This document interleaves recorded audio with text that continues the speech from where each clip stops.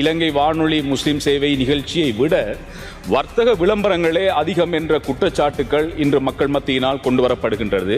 விளம்பரங்களுக்கே அதிகமான நேரத்தை ஒதுக்கி ஒரு விளம்பர சேவையாக அது மாற்றமடைந்திருக்கிறது. எனவே புனித ரமலான் காலத்திலே இடம்பெறும் நிகழ்ச்சிகளே பின்வரும் விடயங்களை விவாதிக்கப்படுகின்ற இந்த சுகாதார மற்றும் வெகுஜன ஊடக அமைச்சு சம்பந்தமான விவாதத்திலே சில கருத்துக்களை முன்வைக்கலாம் என்று நினைக்கின்றேன். அந்த அடிப்படையிலே வெகுஜன ஊடகத்துறை அமைச்சின் கீழே இலங்கை ஒலிபரப்பு கூட்டு ஸ்தாபனம் குறிப்பாக இந்த முஸ்லீம் சேவை பற்றிய சில விடயங்களை இந்த இடத்திலே கூறலாம் என்று நினைக்கின்றேன். சுதந்திரத்துக்கு முற்பட்ட காலத்திலிருந்தே இலங்கை வானொலியிலே முஸ்லீம் நிகழ்ச்சிகள் ஒளிபரப்பாகி வருகின்ற விடயம். அதே போன்று 1950 முஸ்லீம் நிகழ்ச்சிக்கென தனியான நேரம் ஒதுக்கப்பட்டு இன்று காலையிலும் இரவிலும் தனியான ஒரு முஸ்லீம் சேவையாக இயங்கி வருகின்றது. நாட்டிலே முஸ்லிம்களுக்கென பிரத்யேகமான வானொலி இல்லாத நிலையிலே அவர்கள் இந்த இலங்கை வானொலி முஸ்லிம் சேவையிலே அவர்கள் தங்கியிருக்கின்றார்கள். இலங்கை முஸ்லிம்களுக்கான தகவல்கள் முஸ்லிம் சேவை ஊடாகவே பரிமாற்றப்படுகின்றன. குறிப்பாக இந்த பிறை பார்த்தல் தொடர்பான உத்தியபூர்வ அறிவிப்பு உள்ளிட்ட முக்கிய அறிவித்தல்களும் முஸ்லிம்கள் இதனை நம்பியிருக்கின்றார்கள். இது மட்டுமல்லாமல் சமயம் சமூகம் சார்ந்த அறிவூற்றல் இந்த வானொலியை அவர்கள் பயன்படுத்தி கொண்டு வருகின்றார்கள். எனினும் அண்மை காலமாக இலங்கை வானொலி முஸ்லிம் சேவை நிகழ்ச்சியை விட வர்த்தக விளம்பரங்களே அதிகம் என்ற குற்றச்சாட்டுகள் இன்று மக்கள் மத்தியினால் கொண்டு வரப்படுகின்றது. குறிப்பாக வானொலியை நடாத்தி செல்ல வருமானம் அவசியம் என்பது எல்லோராலும் ஏற்றுக்கொள்ளப்படுகின்ற ஒரு விடயமாக இருந்தாலும் விளம்பரங்களுக்கென ஒரு குறிப்பிட்ட நேரத்தை மட்டுப்படுத்த வேண்டிய ஒரு தேவைப்பாடு காணப்படுகின்றது. ஆகையால் இந்த நிகழ்ச்சியை விட விளம்பரங்களே அதிகரித்து இருக்கின்ற என்ற ஒரு கவலை இன்று மக்கள் மத்தியிலே காணப்படுகின்றது. குறிப்பாக ரமலான் மாதத்திலே தொடர்ச்சியாக 40 நிமிடங்கள் விளம்பரங்கள் ஒளிபரப்பப்படுகின்றது என்ற விடயத்திலே பல நேர்கள் எரிச்சல் ஊட்டப்படுவதாகவும் அத்தோடு ரம்லான் மாதத்தினுடைய அந்த கண்ணியம் பாதிக்கப்படுவதாகவும் இன்று குற்றம் சாட்டப்படுகின்றது. ஆகையால் இந்த விடயத்திலே கௌரவ அமைச்சர் அவர்கள் கவனம் செலுத்தி இதற்கான ஒரு தீர்வை வழங்க வேண்டும். அதே போன்றுதான் இந்த வானொலி அதிக லாபத்தை ஈட்டிக்கொண்டு செல்லுகின்ற போதிலும் அங்கிருக்கின்ற முறையான நிர்வாக கட்டமைப்பு இல்லாத ஒரு காரணம் பெரும் குறையாக காணப்படுகின்றது. குறிப்பாக முஸ்லிம் சேவைக்கென தனியான ஒரு பணிப்பாளர் இதுவரை நியமிக்கப்படவில்லை என்ற விடயமும் பல ஊழியர்கள் நிரந்தர நியமனமின்றி சேவையாற்றி வருகின்றார்கள் என்ற விடயமும் கவனம் செலுத்த வேண்டிய ஒரு விடயமாக காணப்படுகின்றது. எனவே முஸ்லிம் சேவையின் தரத்தை மேம்படுத்துவதற்கு இந்த ஊடகத்துறை அமைச்சர் அவர்கள் கவனம் எடுக்க வேண்டும்.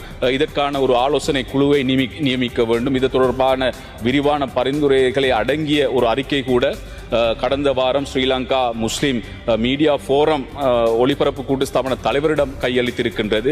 நான் அந்த கடிதமும் என்னிடம் இருக்கின்றது. அதையும் நான் ஹேண்ட்சாட் படுத்துமாறு நான் கேட்டுக்கொள்வதோடு இது விடயமாக விடிவெள்ளி பத்திரிகையில் கூட அதனுடைய ஒரு விளக்கம் வந்திருக்கின்றது. ஆகையால் இந்த முஸ்லிம் மீடியா ஃபோரத்தினுடைய அறிக்கையையும் பத்திரிகை செய்தியையும் ஹேண்ட்சாட் படுத்துமாறு கேட்டுக்கொண்டு கௌரவ அமைச்சர் அவர்கள் இது சம்பந்தமான நடவடிக்கைகளை முன்னெடுக்க வேண்டும் என்பதை இந்த இடத்திலே கேட்டுக்கொள்வதோடு ஸ்ரீலங்கா முஸ்லிம் மீடியா ஃபோரம் அவர்கள் அதாவது புதிதாக நல்ல எனர்ஜெட்டிக் டீம் ஒன்று உங்களுடைய முன்னாள் தலைவர் அமீன் அவர்களுடைய ஆலோசனையோடு இயங்கி வருகிறார்கள். அவர்கள் இந்த இஸ்லாமிய சேவை சம்பந்தமாக உங்களுக்கு தெரியும், இது ஒரு அரச ஊடகமாக இலங்கை ஒலிபரப்பு கூட்டுத்தாபனம் இருப்பதனால் அந்த இஸ்லாமிய சேவை அதிகமான இந்த நாட்டு முஸ்லீம்கள் கேட்டு வருகின்ற ஒரு சேவை. ஆனால் இப்பொழுது அந்த சேவையை பார்க்கின்ற பொழுது நிகழ்ச்சியை விட விளம்பரங்களுக்கே அதிகமான நேரத்தை ஒதுக்கி ஒரு விளம்பர சேவையாக அது மாற்றமடைந்திருக்கிறது.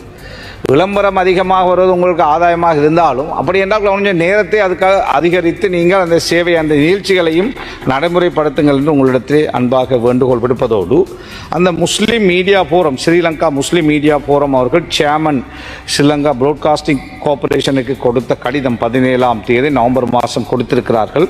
அதை ஹன்சாட்டிலே சேர்க்குமாறும் அதனுடைய ஒரு கொப்பியையும் நீங்கள் எடுத்து பார்த்து அவர்கள் நல்ல பல ஆலோசனைகளை முன்வைத்திருக்கிறார்கள். அந்த சேவை சம்பந்தமாக அதை நடைமுறைப்படுத்த ஆக்கப்பூர்வமான நடவடிக்கை எடுக்குமாறு அன்பாக வேண்டுகோள் விடுக்கின்றேன்.